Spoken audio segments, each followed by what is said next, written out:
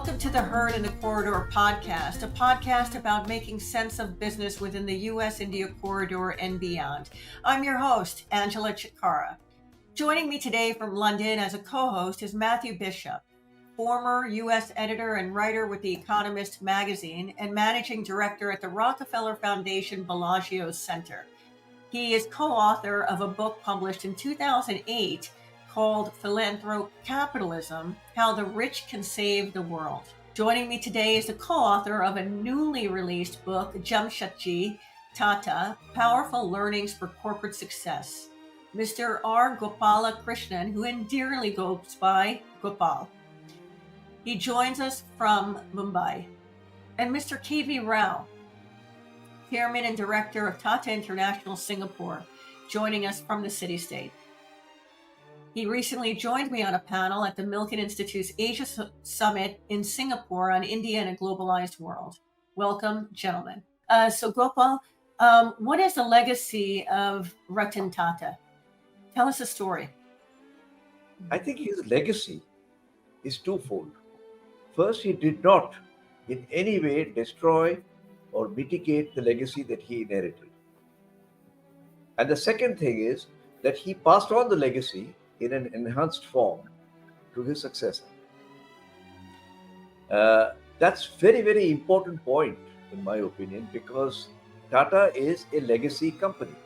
It's been around 155 years. And it's very rare to find any corporation, I'm sure there are a few, but I'll make my statement in a little extreme way. It's very rare to find a company that has been around 150 years and has maintained a renewed legacy, leader after leader for 7 generations. So Ratan Tata ran his race like a relay race runner rather than a marathon runner who's in it for his own glory. And I think that's his greatest legacy. I can go into lots of stories about it, but let me stop there and say that it's a very rare skill that you'll find in the world of enterprise and business. To inherit a legacy with gratitude, to enhance it and pass it on with the hope in your eye that it will be further enhanced by your success. So thank you, Gopal. Tell us a story. What do you remember about Mr. Tata? Okay, I have to be disciplined here because, 16, 17, 18 years of seeing him every morning from 9 o'clock till 7 o'clock in the evening. Good result in going off.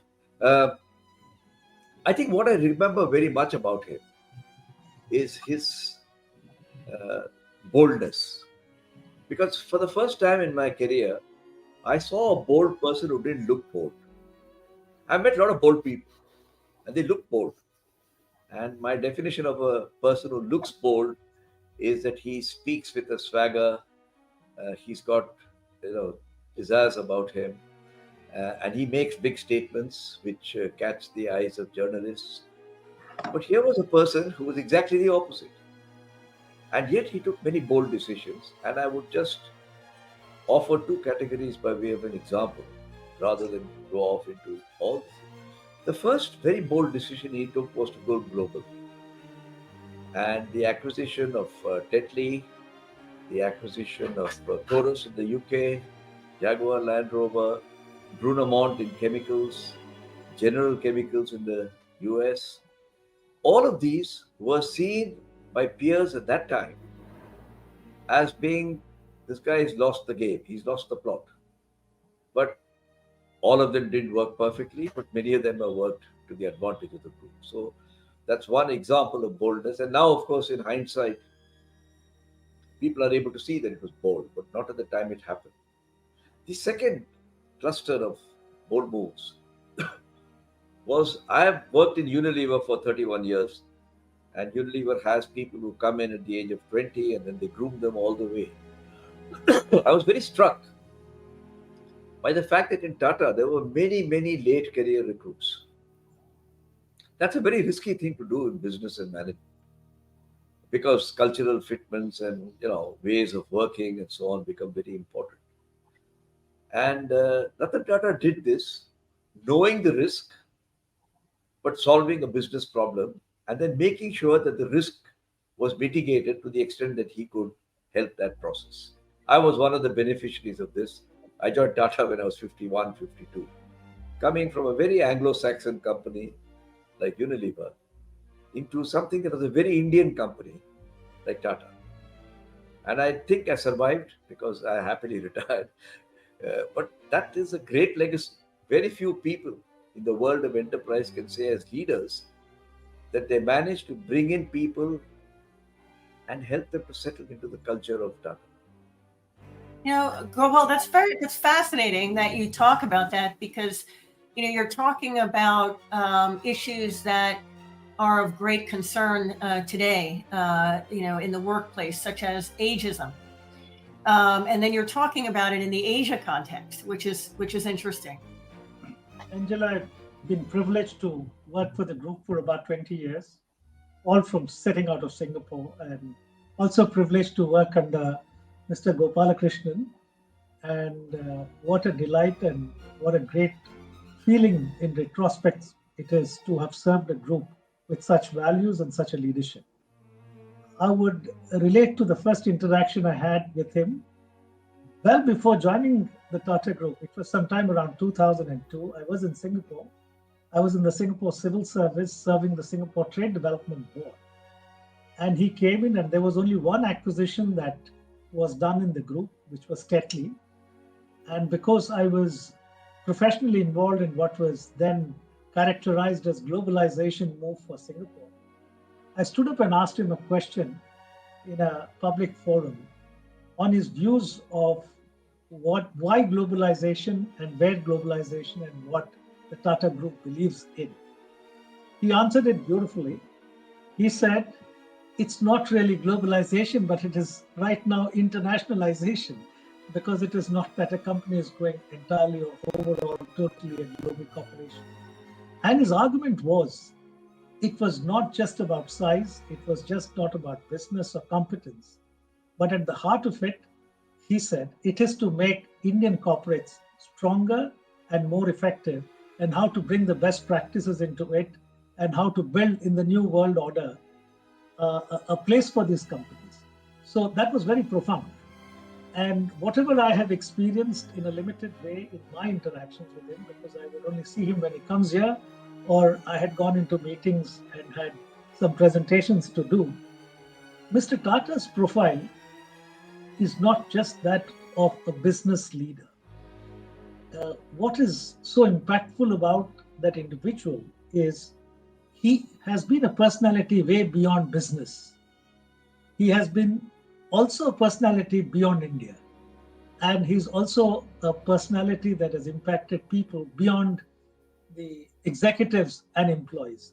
And that's so remarkable. Let me spend maybe a few seconds on each of this. When I mean by beyond business, I think his life, his beliefs, his values, his work have impacted so many thousands of people or millions of people in India as well as abroad because of the kind of person he was to make the world a better place, make the communities a better place. His motivation for making a difference to the people at the bottom of the pyramid is so inspiring.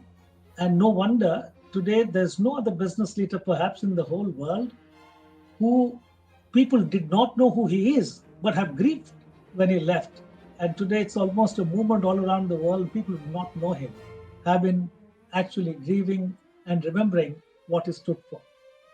Coming to beyond India, he was firmly a nationalist. He always batted for India, very close to his heart. At the same time, I think he wanted the Indian corporates and India to make a greater impact around the world. And as just Gopal mentioned, the journey of approximately 15 years, from about 2000 to 2015, there were 60 plus M&A transactions. And the group transformed from what was largely a domestic company into a very global group. At the end of 2015, 16, 17, the numbers showed 2/3 of the Tata turnover came from non-rupee revenues, which is from around the world. It ended up employing 80 nationalities, almost 300 locations around the world the Tatas were present. So that is the impact of Mr. Tata's vision beyond India. And as an individual too, he's been remarkably an icon, popular, rock star, I would say, in a place like Singapore, where from JRD's time, the relationship has been extremely strong and at all levels. And he served Singapore's interests both as an advisor and he's seen as a close friend. And the last but not the least is, I think, the person who has endeared himself to people who had nothing to do with business. I think if you go into Bombay or if you go even in Singapore, I have seen him sometimes walking all by himself and did not have the courage to go and say hello to him. He's on the Orchard Road, is walking around all by himself, saying hello to people and particularly young people. And I used to love to do that. And I was witness to some of it. So that's so remarkable an individual that Mr. Tata was. That's such a lovely story. And in fact, I met someone in New York last week from India who said that we were remembering Mr. Tata, and she said, I remember seeing him in Good Earth in Mumbai, and she was wondering, like, what do I say? Do I say, what are you doing here at Good Earth? But he's shopping like any other Mumbai resident would. But thank you for that, KV. Matthew, the conversation, the topics that we're talking about today relate very much to a book that you actually released back in, was it 2008? So Philanthrocapitalism was a book that really was trying to pick up on the growing trend of the people who become very wealthy starting to give back to society. And at the same time, businesses were wrestling with questions about what is their responsibility to the society in which they've been able to become prosperous. And, a lot of it was looking at it through a American and to some extent British lens, but I had a chapter devoted to global trends and how this was actually something that, as we saw capitalism spread around the world, I was expecting, and it has proven to be the case, that there would be more leaders, more wealthy people, more companies looking to play a more positive role in solving the big social challenges. And with regard to India, I wrote about sort of Ratan Tata and the Tata in the context of talking both about the history of philanthropy in India and to some extent how the Tatars brought this Parsi Zoroastrian legacy as kind of somewhat immigrant to the culture of India and being typical actually of how often it's groups that come from abroad to a new place bring philanthropy as part of what they bring to a society. And I think the Tata Group played a very important role in institution building in India over 100 years ago, as well as continuing throughout the history of the company to have, I think, a very strong role for philanthropy as part of what they did. And for me, I also talked about some of the other newer generation of philanthropists like the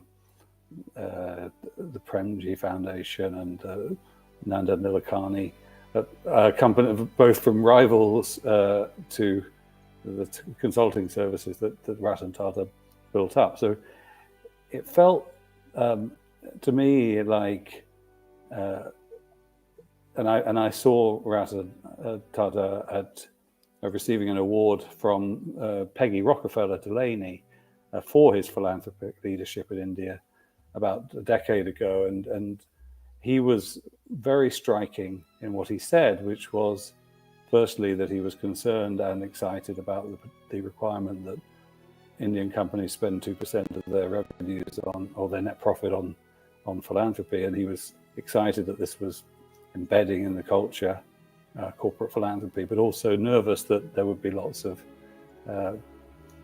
NGOs created that were really just vehicles to receive the money and not really vehicles for improving the lot of ordinary people. And then secondly, that he was making the point that philanthropy, as he saw it, had reached a point where it shouldn't be about creating buildings with names on, but should be about really transforming the lives of those who are least fortunate in society, creating sustainable livelihoods, providing proper nutrition to children so that they could grow up healthily and become full contributors to society. It was a big vision of the role that business and the wealthy could play in transforming society so that more and more of our fellow humans could experience well-being. Gopal, talk to us about corporate social responsibility in the India context. Angela, Tata's never recognized the word corporate social responsibility or philanthropy because it started as a natural response. And I think it came out of the humility of the founder. It's a rare commodity to look for these days. And what is that manifestation of that humility was that because of the cotton trade back in the 1860s, 70s, 80s, he made a huge amount of money in spite of having set up very efficient factories.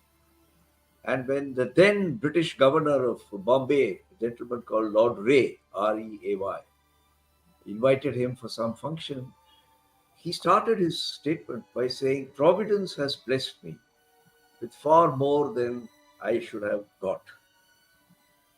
The fact that a business leader, and today we count business leaders who are all in billions and trillions, recognizes providence as having played a role in his life was very striking for me. I know 1870s was different from today. And then he went on to say something very interesting. He said, "It is most likely intended that I should merely be a conduit for this to be returned to the people who helped me to earn it." And I was very struck by this. I thought, Matthew, you're from Rockefeller Foundation, aren't you? I was at one point, yeah. You were, you're not anymore. Well, I'll tell you a story about Rockefeller because it happened at about the same time, 1893, when Emma Calvé, who used to be the French operatic singer of the 19th century, became a disciple of a person called Swami Vivekananda from India. And when Swami Vivekananda went to Chicago in 1893, Emma Calvé persuaded John D. Rockefeller to come and meet him. And he told John D. Rockefeller, and this is recorded, I've got the references, do you think that all the money that you have suggests that you're merely a conduit? And he said, how can that be? He said, if you've got 100 times more money than the average American, are you 100 times smarter? And John D. Rockefeller said, I must be. Well, it took another 15 years after that for John D. Rockefeller to set up Rockefeller Foundation. And we know the wonderful story of Rockefeller Foundation. So this idea that was independently expressed, one by Swami Vivekananda around the same time, and by Jamsetji Tata in his address to the governor of Maharashtra, Bombay, suggests that business people are about being conduits, that they earn money and you're like a water pipeline, drawing water from the well and passing it on to people and then recycling the water. That has been the philosophy of Jamsetji Tata. So, for example, he introduced Provident Fund, he introduced pension, he introduced accident insurance in 1890. I mean, these were unheard of, I don't know in the world, but certainly in India. So, that tradition has continued. It happened to get the name CSR, Corporate Social Responsibility, when the government brought a bill using that word. And CSR is a coinage of some American academic, I'm not sure who exactly. And we have now adopted it. Funny little footnote to what I said. Government wanted us to spend 2% on CSR. But Tata's found that we were already spending 5%. So it was actually going to help us to cut costs, which we did not do, of course. But I was most amused to hear this little narrative. And how has that overall worked in other companies? Is it turned out as Ratan Tata feared it would, that a lot of the money has gone well, I can't comment on that. I don't know for sure, but I can tell you that the total amount of money that is raised through this corporate 2% is 20,000 crores, which is what, 200 million pounds. Is that right, KB? Yeah, roughly 200 million pounds. And what has happened is that CSR has become corporatized. You know, India has had a long tradition of merchant charity, like every other society in the world. It's not unusual. So you'll find Kachi Bhatiyas, Marwadis, the Chettiars of the south. But they would build temples, they would build little wells for pilgrims, you know, that sort of stuff, set up a school for their community. What this 2% has done is to help people broaden it, give it a structure, and apply the management principles they apply in their business. What is our objective? What are the ways to achieve the objective? How can we get there? And which is the most efficient way? And how can we monitor it? So it is very common now to have a head of CSR who will present to you the CSR expenditure of the company like a business presentation, which is then constantly improved. So I think it has brought framework, structures to Indian corporates, which is all for the benefit of society. What should companies be thinking about at this time? I think the fundamental change that needs to happen is the balance between efficiency of capital and effectiveness of your role in society. What has happened, I don't intend to rubbish American capitalism, but all of us were raised on that diet. I mean, if you go back to Fabian socialism of the late 1800s, on which John Cadbury and William Hesketh Lever came up, they were also of the same sort of view. But what financialization of business has done in the last 50, 60 years is to make money the new god. And money is generated by efficiency, and the efficiency can have some sharp edges. And so the world has moved to extracting, it's like a mining company, extracting the maximum you can out of the cash flows that are going on in the company and enriching a few. On the flip side, there exists the role for what I call effectiveness, your contribution to other stakeholders. And while the Dodge versus Ford judgment of the US Michigan Supreme Court in 1919 said you have only one responsibility to the shareholder, while Mr. Milton Friedman of the Chicago School said the same thing, many other people have not followed those. And I think more and more companies now need to move to feeling and understanding that it is part of their job. It is not just an add-on. You make money and do good. And these two should go together. And I'm very, very involved in this. In fact, I'm going to the Pre-Tandrika Forum next month, which Matthew and I were talking about, to talk about the need for what I call SHE companies. SHE standing for sustainable, humane, and enlightened companies. And then, of course, going on to talk about what sustainability and humane and enlightened. So I'm on a bit of a trip on that one. So I will stop there to say that the world desperately needs it. And if the American capitalistic system is either broke or is heading for brokenness, then what should replace it? And my dream is that the future leader would be a person who can run a SHE company. Alfred Marshall, the economist of the turn of the century, was once asked a question by an Indian economic student, how can India progress faster? This is 1910. It's the height of the British Raj. And you know his reply? He said, if India could have 2 scores of Mr. Tata, then India will progress. And that's my dream for the future. We don't still have 2 scores of them, but I think we need to have 25 scores. You know, being an editor at The Economist and during the time that Ratan Tata was certainly becoming more of a global figure, you know, it very much. There was a story that he really became the face of Indian business in its resurgence or emergence as a sort of global force, which I think we now take a lot more for granted. But you know, certainly when Tata bought British Steel and bought Jaguar and then Tetley Tea, it seemed like almost a message to Britain that the old order had gone and a new order of the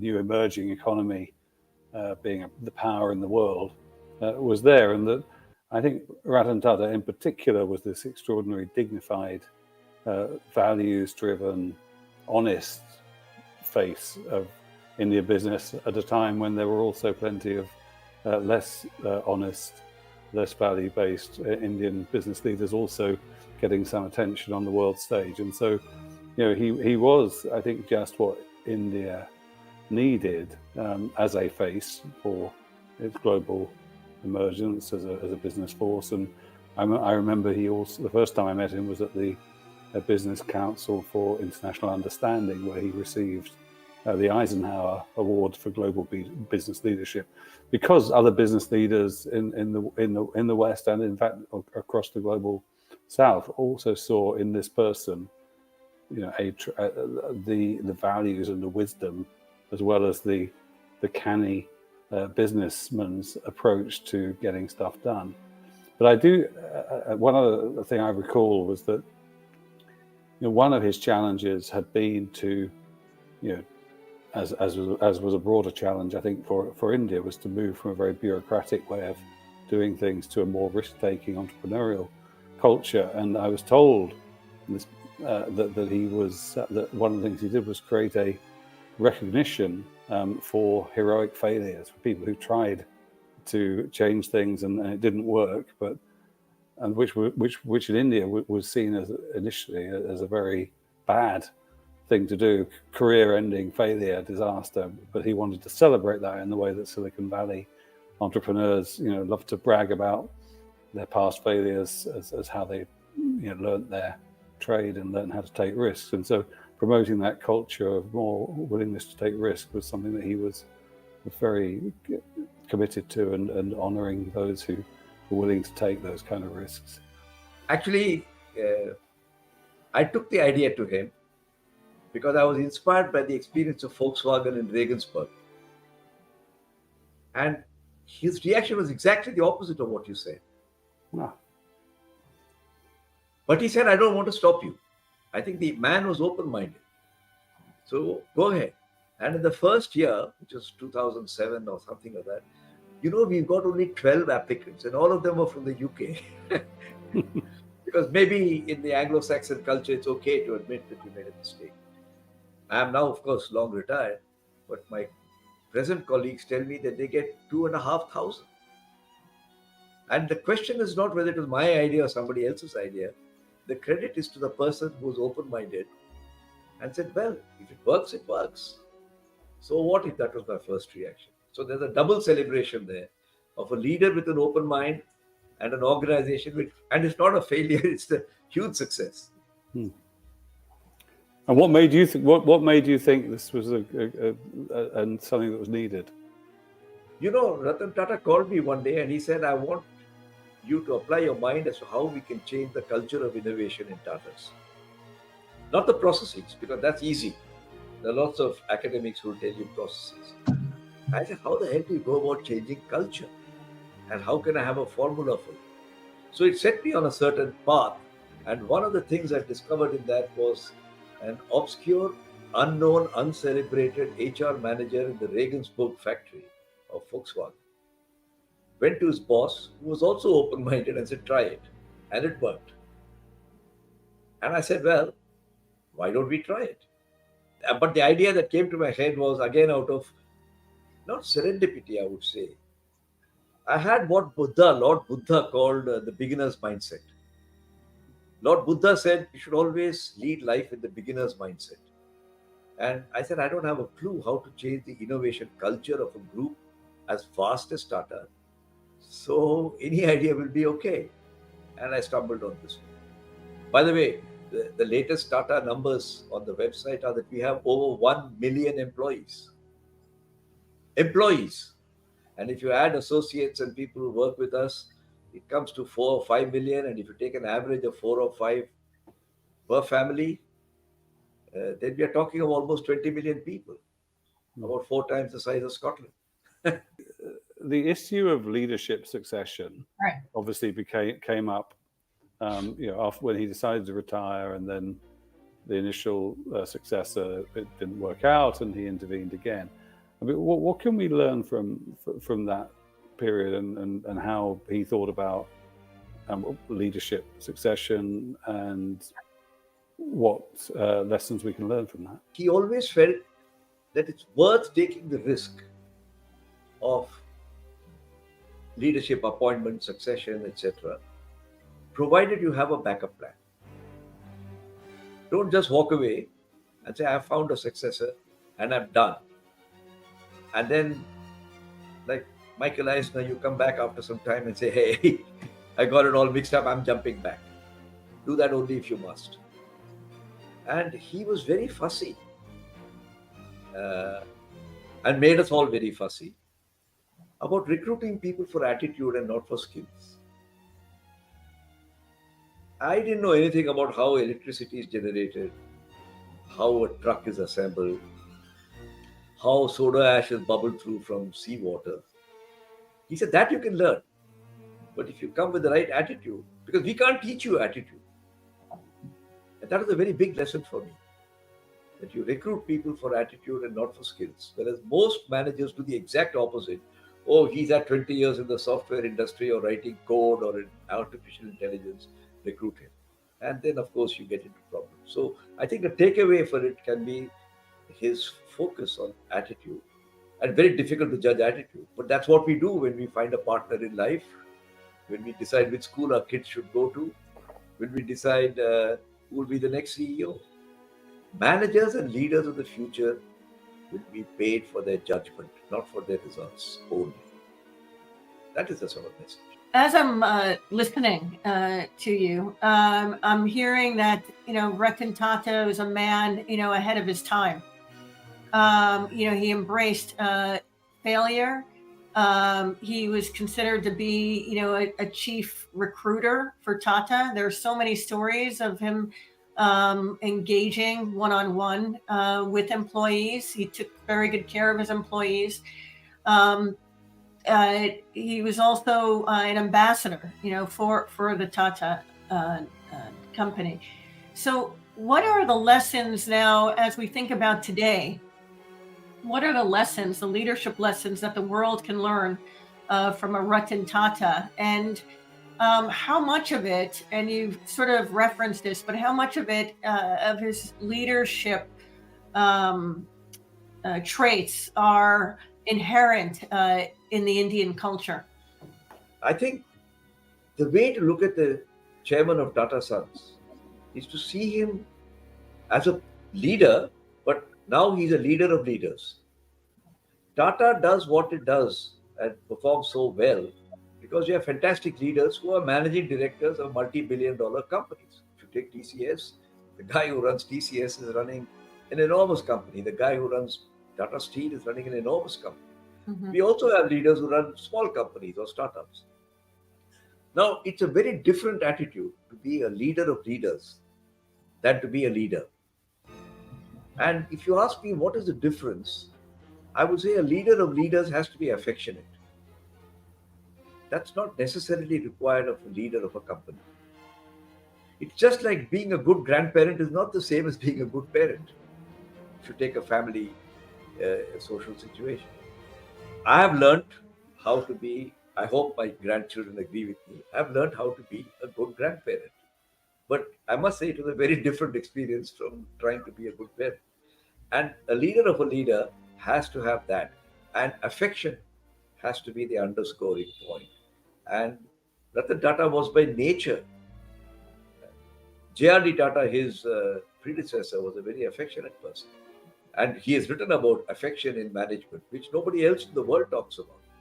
But for a 70-year tradition of talking about affectionate leaders, that permeates through the companies. So I think that's a hallmark of Tata's.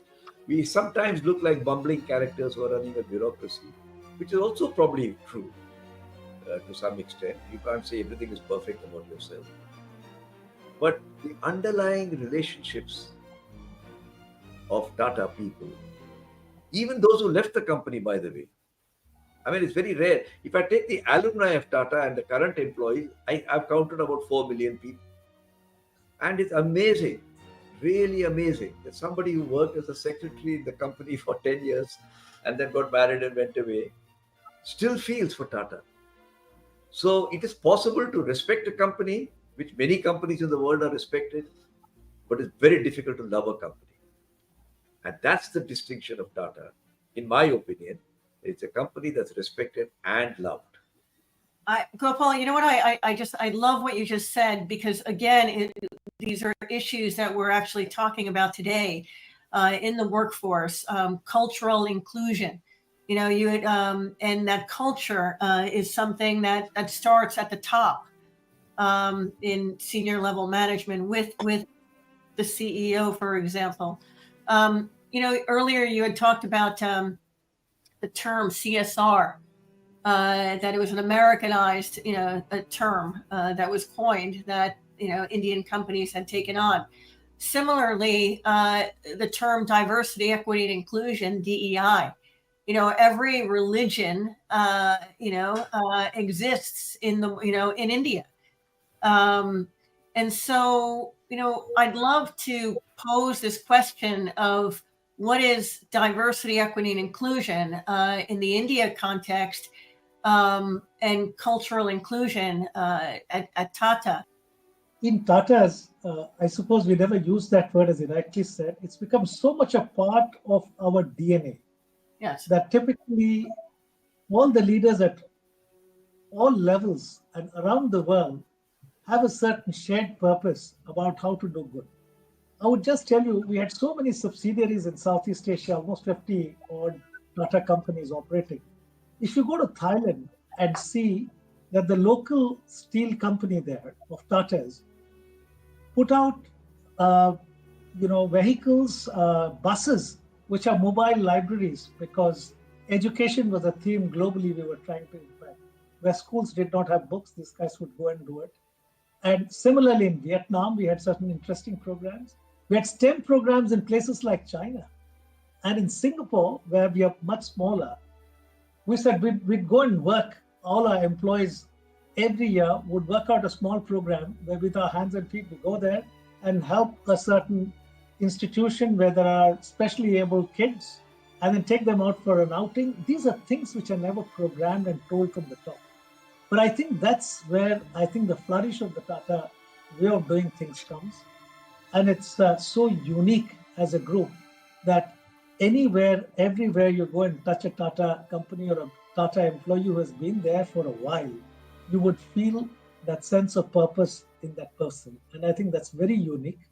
And I think Mr. Ratan Tata inherited an organization with the same values. And just as Gopal mentioned, he's left it on a higher footing globally today than what he inherited. And that's really amazing. The second part was he mentioned about risk-taking and his ability to, spot talent at times, spot the values and empower you. I've been a beneficiary of that. When I joined the group, I was in one part of the company, which was chemicals, where our vice chairman was Mr. Gopalakrishnan. And then I moved into power, where I had no knowledge about the subject, but I was brought in because they needed something to be done in Singapore. I was given an assignment to map out the coal supply chain, the energy supply chain, and go and acquire some ships, which was completely new to me. By the way, I'd never done that before. Worked for almost a month and went it into a board presentation. And mind you, it was a couple of hundred of millions dollars of investment to be made at that. That decision was to be taken. I remember, Gopal, you'll remember, I made that presentation. It was a long one at the board. A lot of questions were asked.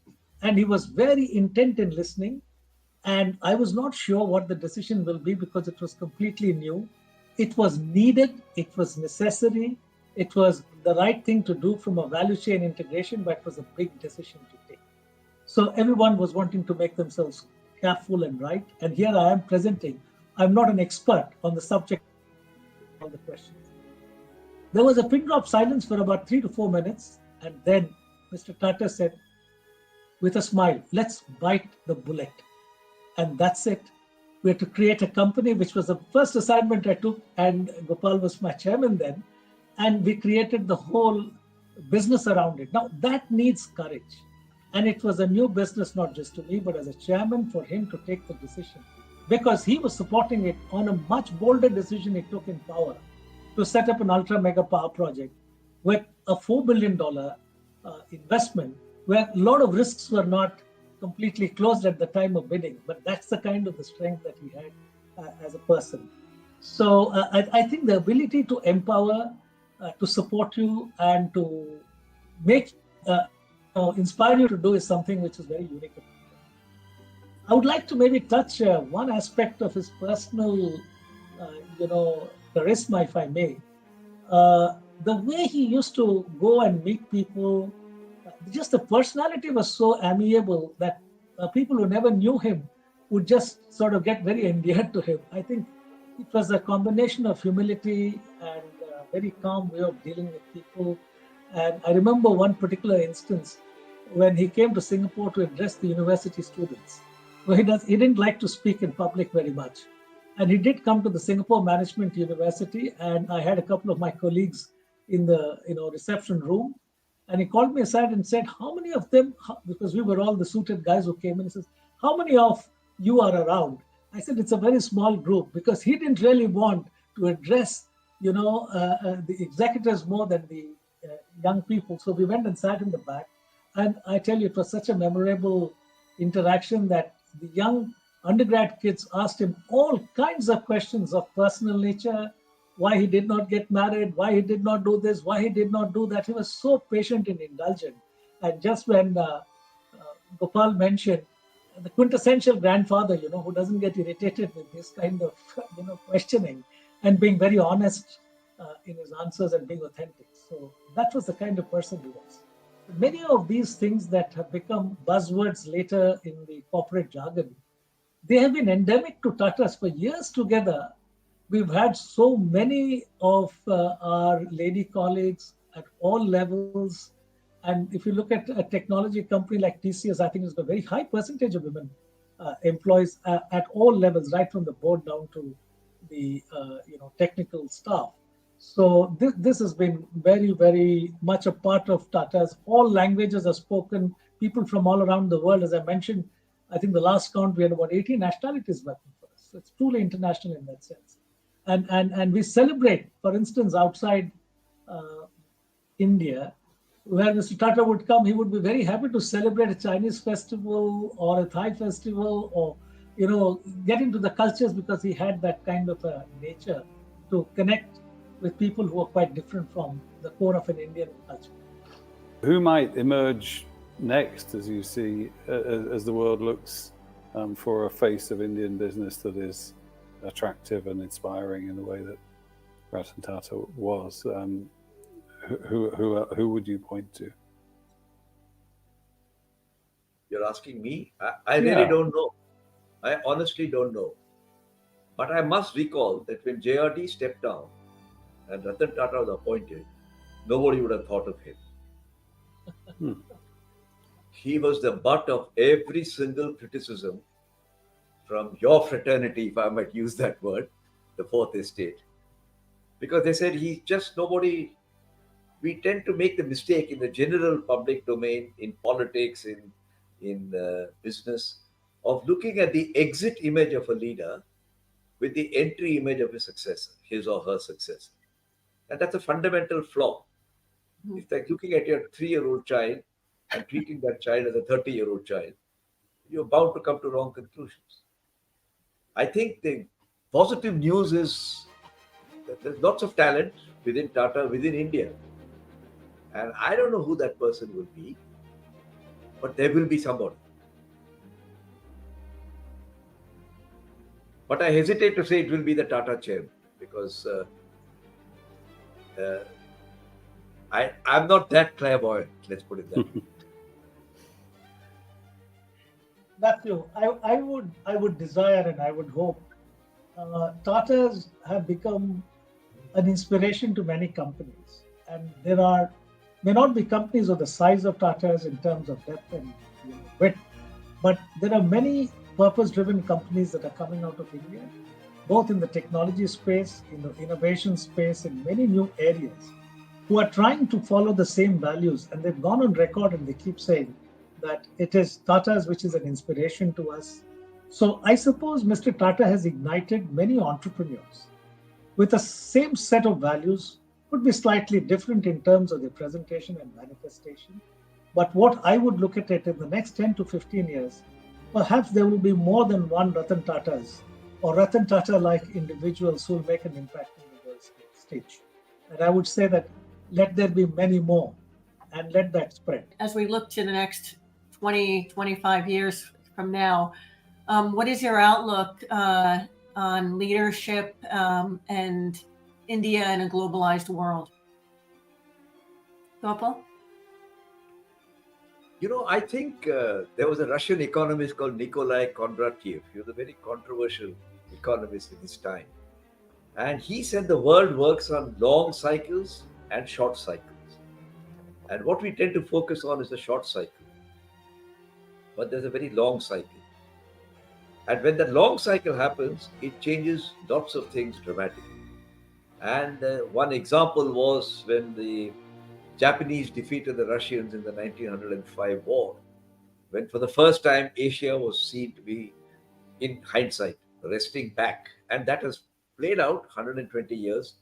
Today, everybody will look at China and perhaps India as the future. So I think since the long cycle is changing, I do believe that two epicenters are going to shift.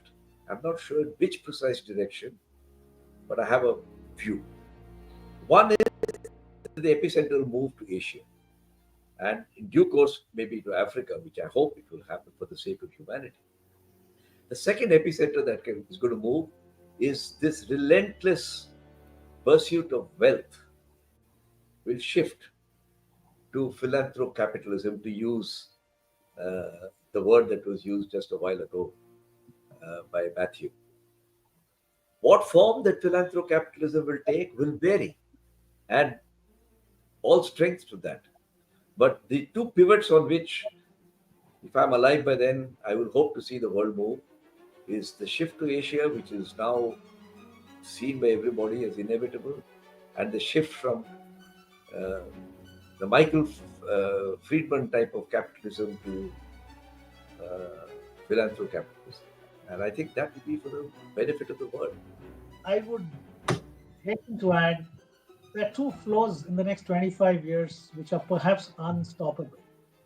One, the world going into India, because the next 25 years, a significant opportunity for the world is clearly Asia, and within Asia, it's India. Take it from any dimension. So a whole lot of global interest, global investment, global centricity will have something to do with India. And therefore, India becomes an important player. The second is India in the world, because Indian talent has been the first one that has moved all around the world today. It drives large corporations, be it in the US, be it in Europe, be it in Asia.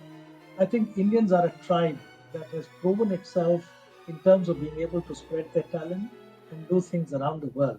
I think that second movement of India outside in the world and the world in India, both these streams will flow at a greater pace, at a greater speed, and will impact, I think, in making the world a better place. And you will see a greater spread of a certain Indianness, if I may call. And within that Indianness, I think Tata-ness or the Tata value system is a very integral part of it. Whether all of it represents it or some of it represents it, Tata-ness is a very integral part of what I'll call the Indianness, the best of Indianness. That's lovely. It was such an honor to be with all of you. Great to be with Thank you. you. That was a very invigorating discussion. I'm delighted that you invited us, Angela, and we covered quite a lot of ground. And I hope your readers and viewers enjoyed. Thank you.